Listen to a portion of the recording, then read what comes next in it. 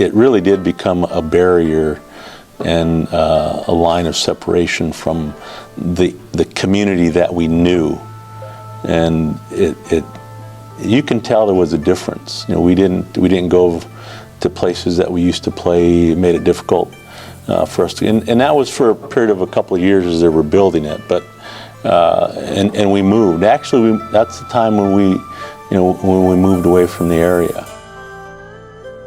My name is Eduardo, Ed Zendejas. Probably for about the first, I don't know, 8, 9 years of my life. I remember from the time I could actually walk and run around, I lived in that neighborhood. You know, but we lived in several apartments and several apartment buildings. We just sort of migrated from apartment complex to apartment complex in that neighborhood. But Jefferson Park, when I was growing up, wasn't a place for kids to play. At that point in time, it had already transformed into what we called as Hobo Park. There was a lot of homeless people, guys that go there to drink, and so it wasn't a place where you felt very comfortable playing. The memory I have of that is walking up and down the streets with my brother, my older brother, and we used to shine shoes in the bars. We used to deliver papers, and the extras that were left over we used to be able to sell. So we would walk up and down the streets, going to the bars, shining shoes. The other memory I have, I think I sort of told you, I about killed myself when we lived about a block away from Jefferson Park. I showed you the building. I don't know if you want to see it here, but this is the building that we lived in. It was Dave's Hardware and Sporting Good, and we lived on the 3rd floor of that building. But in the back, that's how we got up to our apartment, was through fire escapes. And like I said, I was a little guy, probably 4. I don't even think I was in school, maybe 4 years old, 5 years old. And my brother was playing with his friend. And like I said, we lived on the 3rd floor, and they had these cardboard boxes that they had folded up.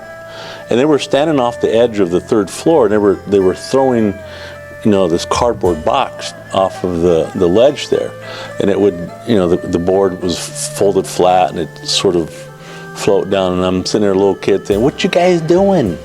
And they said, "We're getting ready to float down on these cardboard boxes, like a magic cardboard box."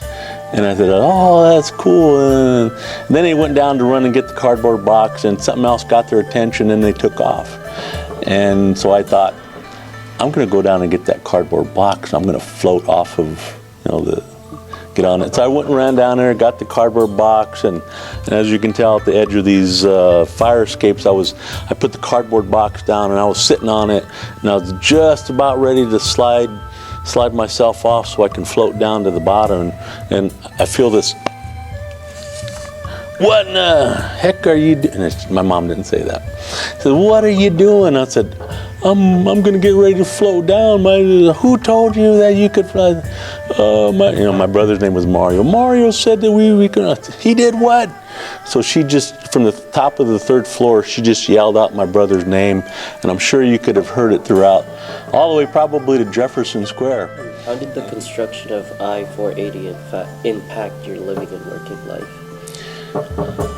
It separated. It became a line of separation. I remember as a little kid when they were building the interstate, there's a picture here of a newspaper article of them, the bulldozers. I remember the bulldozers. I remember the huge mounds of dirt. And actually we used to play in those big dirt piles as they were building Interstate 480. But I just remember that it became a line of separation, physically and everything else. I mean, you had the huge dirt piles, the construction that sort of blocked you from going on the other side of the street. And it sort of kept us in our, if you talk about segregation, it probably became, a little wall that separated us from the rest of, the area. Yeah. Most of the upper end development down there is due to the College World Series ballpark down there, the hotels that have sprung up there. Those weren't there, obviously, but then it was actually the other side of the tracks, the railroad tracks, where there wasn't anything, and we really didn't hang out there. So I always used to tell my kid that if, in hindsight, if we ever thought about buying property, we should have bought property down there, because it's become fairly expensive to build.